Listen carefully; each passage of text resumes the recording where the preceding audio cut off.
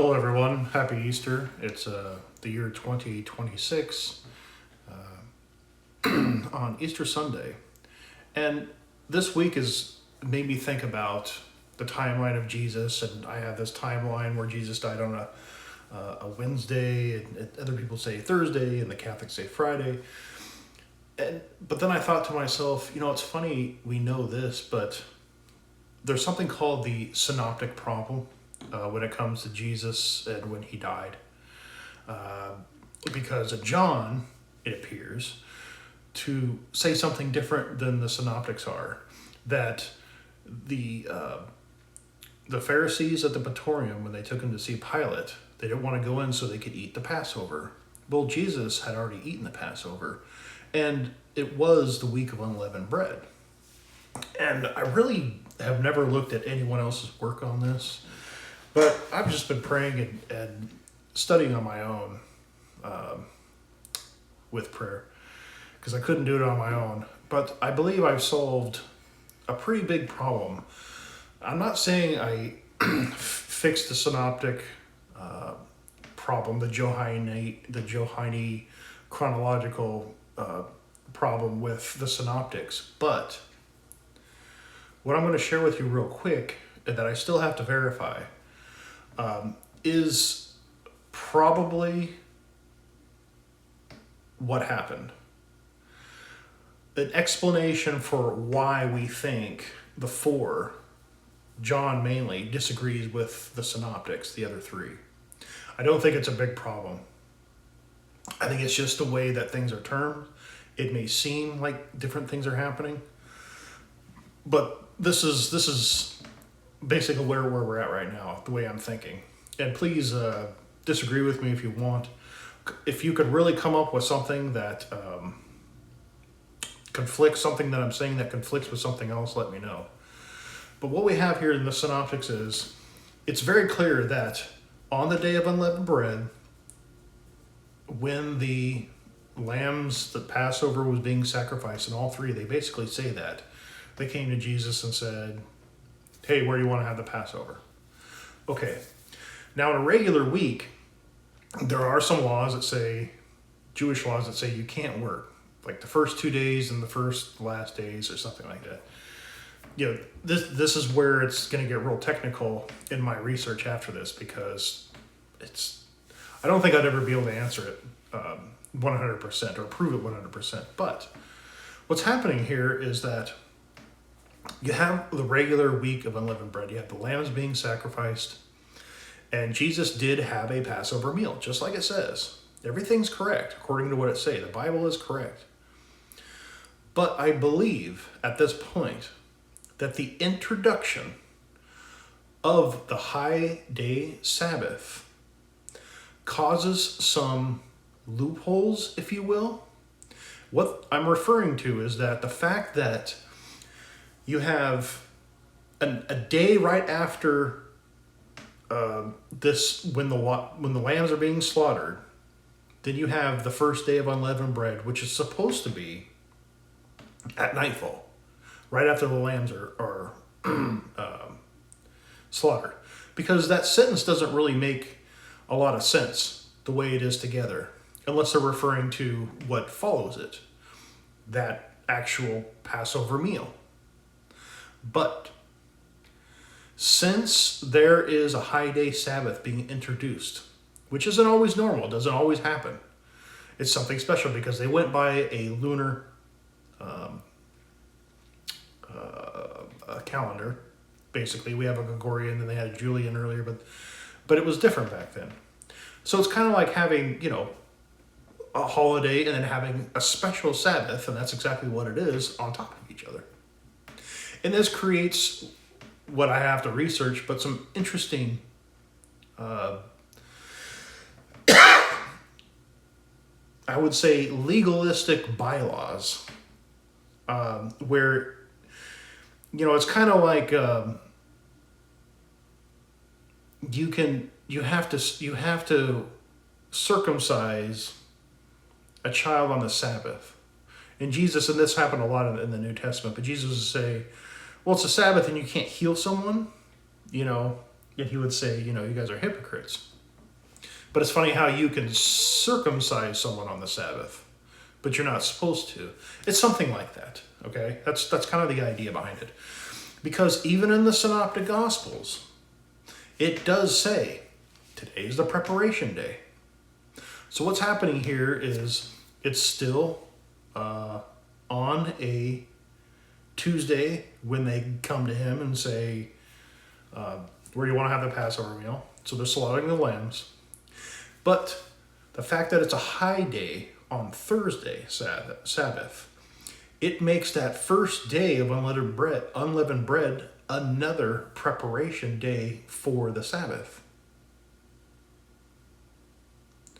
And this gives this what's the word? Flexibility for people to have, in this case, the Pharisees, in John's account, to have the Passover meal later on.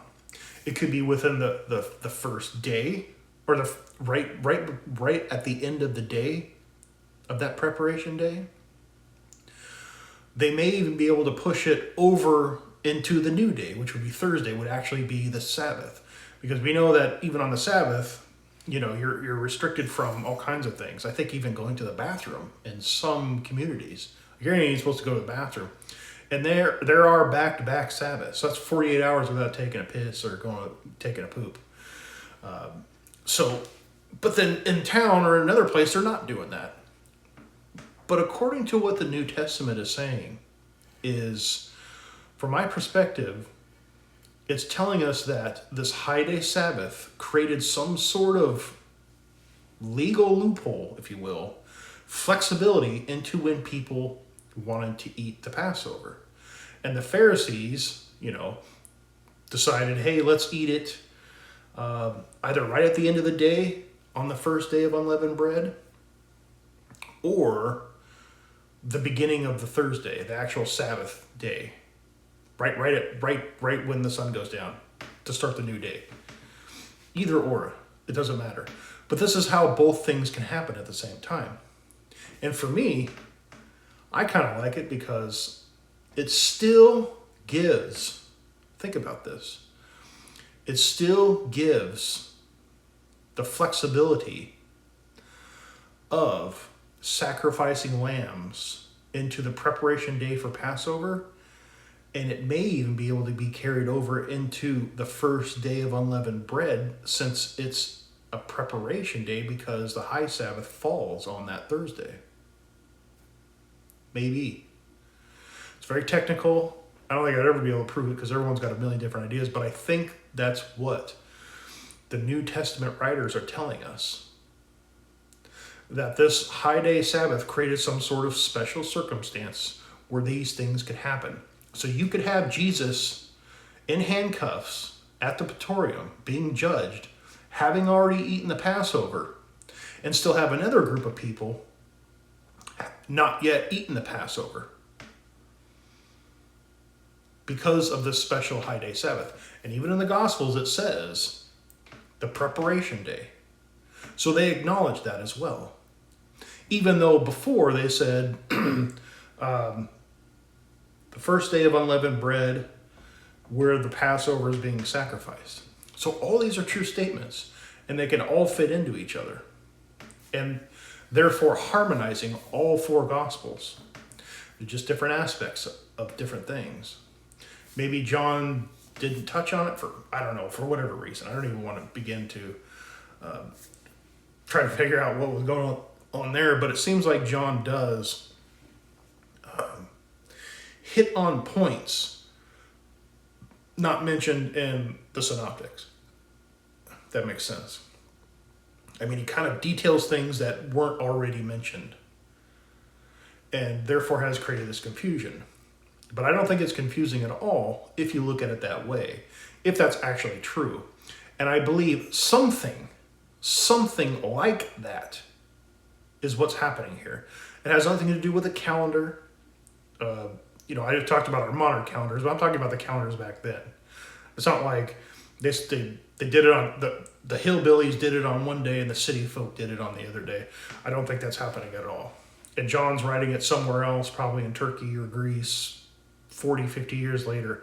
I don't think that's a cause for this effect either. I think most definitely it has to do with that high day Sabbath coming in when it comes in. It doesn't happen every year. It just happens when it happens. I do know it's a full moon that year when Jesus died. So this special event causes this flexibility that we're not really maybe aware of or used to. But that would make sense in the Synoptic Gospels because they do say it was a preparation day. And it allows some flexibility. And it also allows the Jews to conspire to kill Jesus. So, even after that, they still went to Pilate even after that. So that would have been the Sabbath, right? That would have been a Thursday morning Sabbath. Thursday, when the sun came back up, it would still be the Sabbath, that high day Sabbath, when they were talking to Pilate about his body. What was it? They were like, hey, they're probably going to steal the body. Let's lock it up. Let's seal it. That part, I think that's in Matthew. And it does still give that image that for some reason I have. I don't know where I got it from. Maybe it's growing up with Catholic grandparents, but the idea, and Paul does say it, but Jesus being the Passover lamb. So they could have still been sacrificing lambs the day Jesus got arrested. Maybe it could. It could happen because introducing it into the Passover week does offer some flexibility. It is a preparation day. So exactly what it is, I don't think I'll ever be able to figure it out. And even if I did, I don't think I'd prove it. And even if I could, I doubt anyone's going to believe it. But it is something like this. It still is. When they said, hey, where do you want us to prepare the Passover? And Jesus says, hey, go talk to this guy and tell him the Lord. That's on a Tuesday. Wednesday, the very beginning of Wednesday, they start eating the meal. It's Passover. It's the preparation day for the high day Sabbath. They have the meal. They go out to Gethsemane. He gets arrested. He gets put, in that tomb, not the tomb, but the jail cell for a while. Comes back out in the morning, goes sees Pilate. All these things are happening, right? He eventually gets judged. He goes to the cross after he's beaten, and he dies.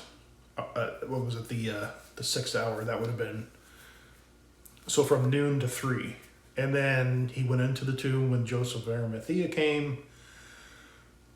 And then the Sabbath came and everyone else rested.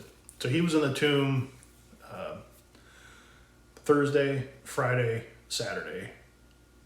And then we have the events Sunday morning with, the disciples. Mary coming to the tomb and finding it empty.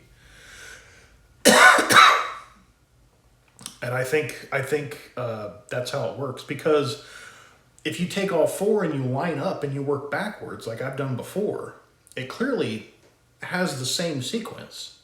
It has Sunday, Saturday, Passover. Friday would be a preparation day for the Saturday, okay, where they bought the spices. That's what it says. That's the sequence. And then you have that Thursday Sabbath, the high day Sabbath. Then you have Wednesday, which was all the 24-hour period when Jesus was put on the cross, buried, tried, had the Passover meal, an actual legitimate Passover meal, because both things are true. Just because the preparation day comes on that first day of unleavened bread does not invalidate it. I don't think it would, but maybe it could. I have to look at it. I have to talk to Svi. And then Tuesday would be that preparation day. So all these things can work together and harmonize very easily. Technically is a different story. And it also still feeds into my crazy little view that About 40 years later, God sent the Roman army in on the exact, I have this idea that the exact same day and the exact same time when they convicted Jesus, when they condemned him to death, 40 years later, God condemned them on the exact same day, exact same time of that day of death. And that's kind of that poetic justice right there, that retribution. Like 40 years ago today, at this very time, you convicted Jesus to death, and now I'm convicting you to death. So pretty interesting. It's all possible, very, very easily. Maybe 24 hours in reality, but to be honest with you, you just will never ever know. We'll never know. And I can never say for sure that this stuff is possible, but it's stuff like this. It's very, very close, very, very close, and absolutely possible. I've already verified it through 3 different artificial intelligence, websites anonymously, and they all say that it's possible. The high day Sabbath coming and modifying it. But that doesn't really mean a lot. It just means I had an idea and I just checked it to make sure it wouldn't contradict anything, because I don't really know the Old Testament and their laws, and so far it's saying no. So we'll see how long this takes, probably forever, and but that's the idea. So if anyone disagrees, just let me know. Happy Easter.